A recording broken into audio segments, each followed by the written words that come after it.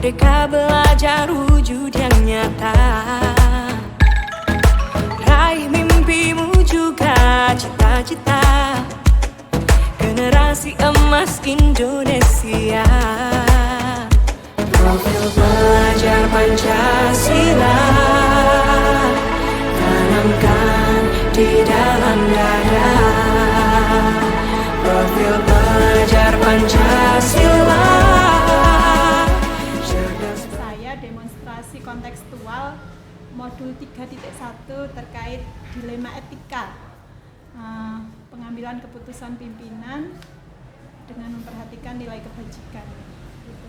Jadi Bapak, saya ingin selama ini bagaimana Pak Kurniadi itu dapat mengidentifikasi tentang apa yang terjadi di sekolah, apakah itu masuk kategori dilema etika atau bujukan moral.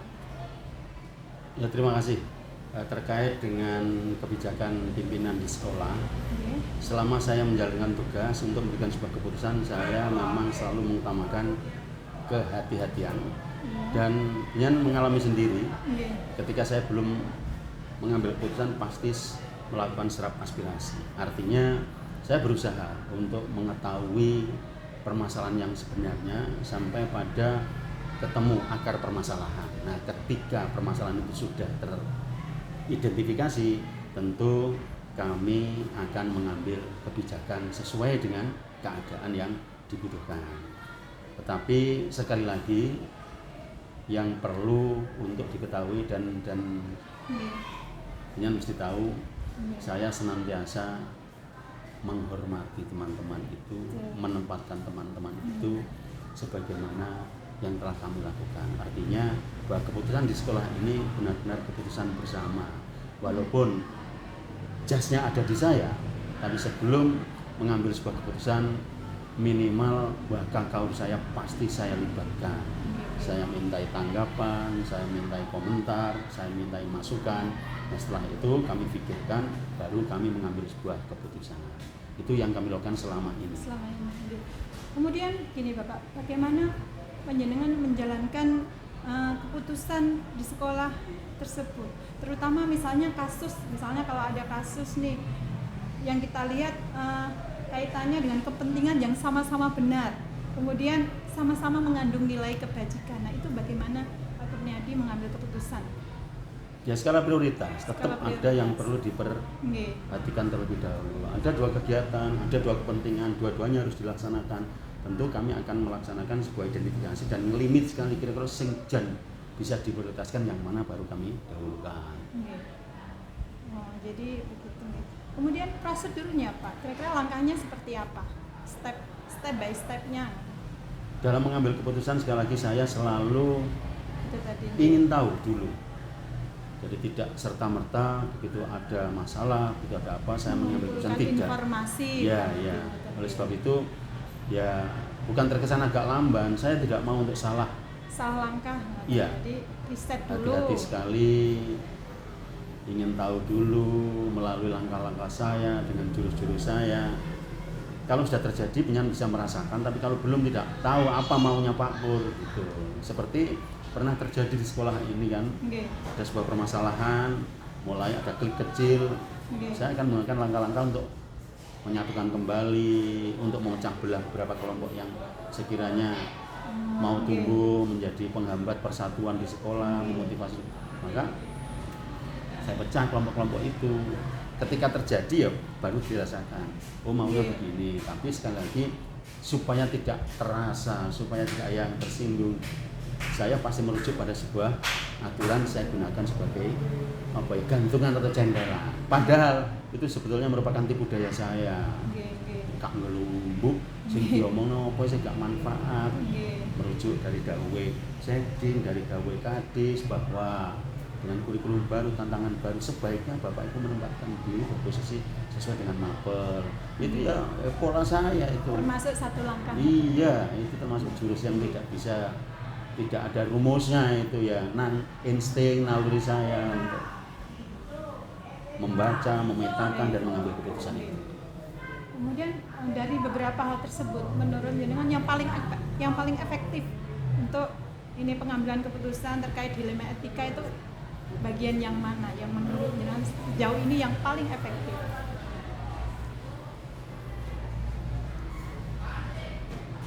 Ya itu tadi, serap aspirasi dulu. Jadi setelah serap aspirasi, setelah tahu baru ambil keputusan, gitu aja. Singkatnya pokoknya sesingkat-singkatnya saya harus tahu dulu. Saya tidak mau mengambil kebijakan yang serta-merta tergesa-gesa, gak ada rohnya. Ketika tahu baru saya mengambil keputusan. Kemudian tantangan Bapak, tantangan dalam menghadapi kasus-kasus seperti itu, dilema etika, entah itu dilema etika atau rujukan moral, tantangan yang jenengan hadapi seperti apa dalam pengambilan keputusan? Tantangan yang saya hadapi ya pola dan pemikiran lama itu, atau setidaknya bahwa di sebuah sekolah itu ya pasti ada klik-klik kecil itu, tapi kalau bisa memanage klik-klik kecil itu menjadi sebuah motivasi. Jadi tidak harus diadu, perbedaan itu halal saja, sah-sah saja. Dari perbedaan itu dimanage menjadi sebuah kekuatan. Dari beda pendapat, gak podo itu bukan masalah. Pinter-pinteran saja kita untuk meramu, mengemas perbedaan itu menjadi sebuah kekuatan baru. Jadi ketika misalnya ada masalah tertentu gitu, penyelesaiannya tidak langsung di tempat Bapak ya. Jadi ada menyisihkan waktu khusus ngoten nggih. Kira-kira ketika penjenengan ada mendengar nih suatu dilema etika atau suatu masalah yang jenengan baru ketahui, tidak serta-merta saat itu diselesaikan, tapi ada waktu khusus begitu Pak. Kalau lebih fokus terhadap dilema etika, tentu saya butuh waktu. Tapi tidak semua kebijakan kepala sekolah itu harus dipikir dan ditimbang. Melihat situasinya, saya juga bisa untuk melakukan sebuah just secepatnya bisa jika itu memang darurat diperlukan. Misalnya terkait dengan kenakalan anak, perilaku anak yang nun sewu, menurut kami kualifikasinya sudah ya gak harus musyawarah, langsung saja ambil kebijakan, panggil orang tuanya. Nah, dilakukan sebuah kolaborasi, diskusi bersama. Konteksnya iya, tidak semuanya harus lambat.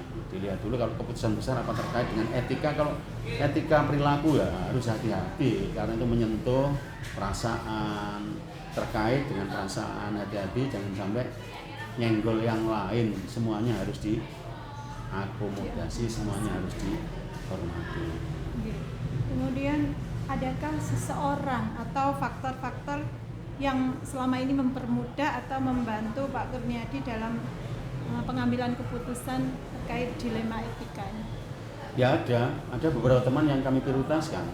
Artinya guru yang betul-betul paham, guru yang betul-betul menguasai baik akademis maupun non akademis, pasti beliau saya ajak bicara terlebih dahulu. Menurut saya ini ada begini nih gimana? Jadi bukan tidak berarti atas pemikiran kita sendiri. Iya, bukan berarti ada anak mas, ada anak tidak. Tapi saya harus tahu bahwa di antara beberapa teman itu ada yang memiliki kualifikasi yang mumpuni dalam hal ini, sehingga pendapat, pemikiran beliau ini menjadi inspirasi kebijakan kami. Dan dari semua yang sudah penjenengan sampaikan tadi, kira-kira pembelajaran apa yang Pak Kurniadi dapatkan dari pengalaman pengambilan keputusan terkait dilema etika? Dari yang saya sampaikan itu, yang terpenting dalam mengambil sebuah keputusan harus tahu akar permasalahannya, sehingga tidak terjadi salah langkah. Jadi yang paling utama dalam mengambil keputusan itu sekali lagi harus dikuasai, harus diketahui terlebih dahulu akar permasalahannya, sehingga dalam mengambil sebuah keputusan pas sesuai dengan konteks permasalahan. Ya kurang lebih itu tadi Bapak yang apa yang saya tanyakan, kira saya mendapat banyak hal di sini, banyak pengalaman baru terkait bagaimana seorang pimpinan ketika dihadapkan pada dilema etika atau rujukan moral. Jadi kita tidak serta-merta sendiri memutuskan pengambilan keputusan, tapi kita perlu melibatkan dari berbagai elemen di lembaga pendidikan yang kita pimpin, begitu Bapak. Mestinya Yang bukan orang jauh dari saya. Nggih. Saya sejak dulu Nyan sudah saya bidik menjadi tim saya. Nggih. Walaupun tidak bertanya, Nyan mencermati perilaku saya ketika akan melakukan sesuatu, ketika akan mengambil sebuah keputusan. Langkah-langkah itu mahal itu. Nggih, nggih. Jika ini dilakukan orang lain, saya harus lebih banyak bercerita. Tapi karena penyanyi yang melakukan, ya lebih banyak yang mengamati praktik-praktik kegiatan yang saya lakukan, praktik kebijakan yang saya lakukan. Iya. Ya disimpulkan itu tadi bahwa saya selalu hati-hati dan yang lebih penting saya berusaha untuk menghormati siapapun. Betul. Nggih. Iya, seperti apa yang saya amati selama ini. Memang harusnya seperti itu. Ada langkah-langkah yang harus diambil, tidak serta-merta kita gegabah seperti kita bukan bekerja pada lembaga gitu loh. Karena kita ini orang banyak yang kita pimpin ngoten. Nggih. Sampun ngoten mawon Bapak, terima kasih Nggih, sami-sami. atas jawabannya, ilmunya luar biasa sekali. Yes, mugi-mugi manfaat untuk kita semua. Nggih, semoga sukses selalu. Amin. Nggih. Assalamualaikum warahmatullahi wabarakatuh. Waalaikumsalam warahmatullahi wabarakatuh. Beriman dan bertakwa pada Assalamualaikum warahmatullahi wabarakatuh. Waalaikumsalam warahmatullahi wabarakatuh. Iya, Bu Rina. Selamat pagi Pak Imam. Selamat Nggih. pagi Bu Rina. Terus Nggih. pundi kabar Pak Imam hari ini? Alhamdulillah sehat hari ini. Nggih. Iya. Pak Imam, Bu Rina saya, gimana kabarnya? Alhamdulillah saya juga sehat. Nah, Alhamdulillah. hari ini saya ingin menyita waktu panjenengan sebentar. Nggih, Nggih. siap. Ah, Enggak apa-apa. Saya ingin mencicip ilmu dari Pak Imam sebagai kepala sekolah nih ya. Iya, iya. Baik Pak Imam, ada beberapa hal yang akan saya tanyakan. Siap. Nah, yang pertama terkait ini. Selama ini ketika di sekolah yang Pak Imam pimpin, ketika mengidentifikasi kasus-kasus yang merupakan dilema etika atau bujukan moral itu, cara Pak Imam bagaimana mengidentifikasi apakah itu kasus dilema etika, apakah itu kasus bujukan moral, itu bagaimana cara Pak Imam mengidentifikasinya? Iya, Bu Rina. Jadi permasalahan di sekolah itu pasti ada, ya. Nggih. Dan itu memang ada tingkatannya, ada yang besar, ada yang kecil. Tetapi semua itu butuh kebijakan untuk bisa mengambil suatu keputusan, kan. Iya. Antara dilema etika sama bujukan moral itu salah satu hal yang berbeda. Kalau dilema etika itu memang sama-sama itu benar keduanya. Kalau Betul. bujukan moral itu dari salah satu itu permasalahan pasti salah satunya merugikan. Begitu. Jadi benar salah kan begitu ya. Cara mengidentifikasinya tentunya kita lihat dari sudut pandangnya dulu, Bu. Iya. Nah, kemudian baru kita lihat poin permasalahannya apa, kemudian siapa yang terlibat di dalamnya. Saya kira seperti itu. Oh, jadi Nggih. kurang lebih itu tadi Pak Nggih, kalau dengan mengidentifikasinya kalau bujukan moral itu Iya. terkait antara hal yang sama benar dan salah begitu nggih. Iya betul. Kalau bujukan itu moral dilema benar dan etika salah. antara benar dan benar. Benar. Oh, baik. Jadi di situ nanti kalau dilema etika itu sekiranya nanti kita harus benar-benar bijak. Iya. Tapi pada dasarnya dua-duanya benar. Oke. Baik Pak. Begitu. Selanjutnya, bagaimana Pak Imam menjalankan pengambilan putusan yang Pak Imam lakukan di sekolah, terutama kasus-kasus di mana ada dua kepentingan nih yang sama-sama benar atau sama-sama mengandung nilai kebajikan? Berarti dihadapkan dengan beberapa pilihan Iya. masalah, Iya. tapi dari masalah dilema etika gitu ya. Iya, betul. Kalau masalah permasalahan dilema etika, tentunya kita menyikapinya atau kami menyikapinya dilihat dari kemaslahatannya atau yang Kepentingan untuk orang banyak. kepentingan begitu, orang nggih. banyak itu bagaimana? Itu yang harusnya kita dulukan. Yang utama, yang Betul. diutama, nggih. Betul. Saya kira seperti itu. Oke. Nggih. Baik-baik. Jadi artinya kita harus mementingkan, kita utamakan dulu nih kepentingan untuk orang banyak begitu. Betul, nggih. betul. Baik. Ya. Selanjutnya, Tapi kalau berkaitan dengan masalah itu ada hubungannya Iya. dengan murid, ya, tentunya keberpihakan pada murid itu yang kita pikirkan. harus kita utamakan dulu Oke. daripada kepentingan yang Nggih. lain. Ya. Nggih, baik. Nggih. Baik, Pak. Kemudian kira-kira langkah-langkah nih, nggih. Langkah-langkah atau prosedur seperti apa yang biasa Pak Imam lakukan dalam menghadapi dilema etika atau bujukan moral? langkah-langkah. Langkah-langkah. Kira-kira ada Prosedurnya. langkah-langkah khusus nggak nih? Tentunya kita lihat permasalahan itu tadi seperti yang awal, kecil atau besar. Kemudian itu yang pertama langkah-langkahnya. Yang kedua, barulah kita pilih masalah ini melibatkan siapa saja. Iya. Ya, kalau masalah ini sudah kita pilih dan kita seleksi betul ini terhadap siapa saja masalahnya itu, Ya. maka kita ajak diskusi. Kita bermusyawarah bersama dari pelaku-pelaku yang ada di dalam permasalahan ini. Betul. Kemudian dari situlah kita berbincang-bincang, pasti nanti akan ketemu titik intinya permasalahan ini di mana dan bagaimana keputusan bersama yang nanti kalau memang bisa diambil bersama dengan secara bijak, maka itulah yang nanti akan harus kita menjadi keputusan akhir. Tidak boleh meskipun saya sebagai pimpinan di lembaga itu Ya. tidak boleh mementingkan pemikiran saya pribadi. Iya. Pasti harus kita pertimbangkan banyak sumber yang kita ajak diskusi tadi itu. Betul sekali. Saya kira seperti itu. Jadi kalau kita pribadi yang mengambil keputusan tanpa melakukan langkah-langkah itu, mungkin nanti hasilnya tidak objektif begitu. nggih? Betul, nggih. Nggih. Iya. Baik, kemudian hal-hal apa saja yang selama ini Pak Imam anggap efektif untuk pengambilan keputusan pada kasus-kasus dilema etika? Yang paling efektif itu yang bagian Hal-hal ini berarti terkait ini pengambilan keputusan yang paling keputusan yang- efektif.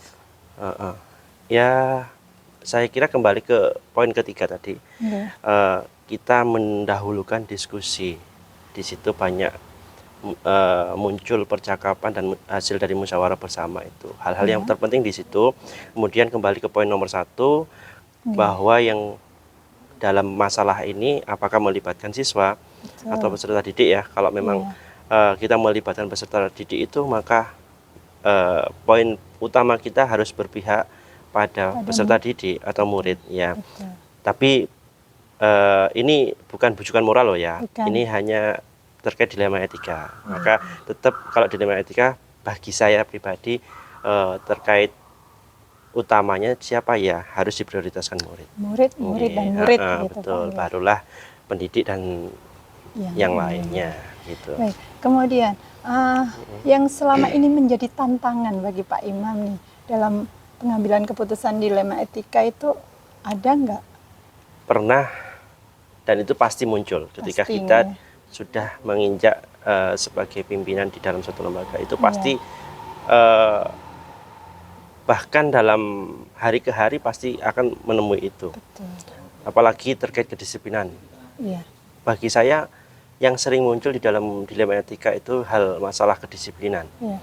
Karena itu akan menjadi tantangan kita mendisiplinkan diri, mendisiplinkan orang lain. Iya. Itu nggak sama. Jadi kalau mendisiplinkan diri itu dari diri kita. Betul. Mendisiplinkan Intrinsik gitu ya. mendisiplinkan yang lain seperti guru-guru yang misalkan ada yang terlambat. Iya. Kemudian itu dilema etika. Kita ngajak ngobrol. Kemudian ada masalah ternyata di rumah misalkan. Iya. Nah, itu dilema etika kita. Kita harus memposisikan keluarga dulu atau bagaimana. Nah, itu tapi itu sama-sama harus dibicarakan. Nah, saya kira itu masalah kedisiplinan. Yang sering sekali kami temukan pada permasalahan di lembaga saya. Iya, betul sekali. Okay. Kemudian begini Pak Imam, ketika Pak Imam menghadapi suatu masalah, ya di hari tertentu misalnya ada suatu masalah yang nyampe nih ke telinga Pak Imam, kemudian apakah Pak Imam punya jadwal khusus nih untuk menyelesaikan masalah-masalah yang ada, atau Pak Imam bisa sekali waktu itu begitu mendapat informasi apa diselesaikan di waktu yang sama, atau Pak Imam menyediakan waktu khusus untuk setiap dilema etika yang menghampiri. Yang ada ya. Jadi selama ini memang karena central pointnya pimpinan adalah sebenarnya sama saja ya, sama kayak guru sebagai pelayan. Kalau pimpinan di sini nanti notabene pelayan lebih utama di dalam suatu lembaga gitu. Kalau guru kan pelayannya murid. Kalau kepala sekolah pelayannya semua yang ada di dalam lembaga itu kan gitu. Jadi malah jadi pelayan harusnya. Kalau punya sebagai pelayan, maka kita harus bisa suatu saat ketika ada permasalahan itu ya kita harus ready, siap. Dan memang beban kerjanya kepala sekolah itu kan sudah dituntut untuk mengajar. Ya, Maka dari situlah saya kira waktu untuk ngopeni ke itu. apa namanya ke lembaga itu Lembaga. lebih harus fokus Baik. dan kapanpun siap. Saya kira seperti itu Baik. yang sudah saya alami seperti itu. Luar biasa sekali. Nah, selanjutnya Pak Imam, kira-kira selama ini hal apa yang mempermudah panjenengan dalam pengambilan setiap keputusan dalam kasus-kasus dilema etika? Yang mempermudah saya terutama Faktor apa saja? sebenarnya sebelum ada permasalahan itu kami itu mencoba setiap awal tahun pasti ada yang namanya rapat kerja bersama. Betul. Dari rapat kerja bersama itu kita susunlah SOP setiap kegiatan, setiap apapun yang ada di dalam lembaga itu, termasuk program kerja, kemudian termasuk terkait di dalamnya ada perpustakaan, ada SOP tenaga pendidik, itu sudah harus benar-benar clear.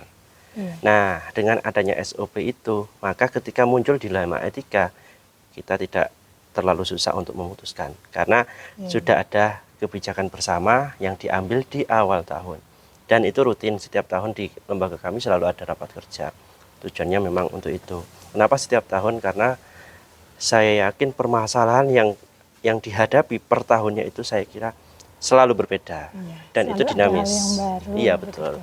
Kadang di tahun ini permasalahannya A, di tahun berikutnya B. Bahkan itu setiap bulan pun pasti ada perubahan-perubahan. Dinamisnya luar biasa. Luar biasa. Nggih. Nggih, Pak Imam. Yang terakhir nih, dari semua hal yang panjenengan sampaikan tadi, kira-kira pembelajaran apa yang dapat Pak Imam petik dari pengalaman pengambilan keputusan dalam dilema etika? Pelajaran berharga ketika saya menjadi pemimpin di lembaga itu salah satunya adalah tidak mementingkan kepentingan pribadi. Itu yang nomor satu. Kemudian yang kedua mengutamakan diskusi bersama dengan tim dan semua masyarakat yang ada di lembaga itu. Kemudian pelajaran yang ketiga yang terakhir ini adalah kita dan saya dan teman-teman yang ada di lembaga itu berusaha untuk tidak sama-sama egois. Jadi kita menahan diri ketika ada permasalahan itu tidak harus menang. Tidak mementingkan ego lah. Tidak mementingkan ego. Mengesampingkan ego. Iya betul. 3 poin itu harus terlaksana dan dipegang. Kalau nggak dipegang itu akan berdampak kacau nanti. Nggih, saya kira kemana-mana itu nanti. Saya kira gitu Bu. Nggih. Baik, terima kasih Pak Imam, luar biasa Sudah, ya? sekali. Nggih, sudah. Terima kasih. Siap. Nggih. Terima kasih sekali. Sama-sama. Semoga kedepannya barangkali saya mungkin akan entah menjadi pimpinan di mana di Amin. Tambir. Insya Allah Saya sudah bisa gitu. menerapkan apa hal-hal positif yang Siap. Pak Imam terapkan. Terima Sama-sama kasih. belajar Nggih. Bina. Nggih. Assalamualaikum warahmatullahi wabarakatuh. Waalaikumsalam. dan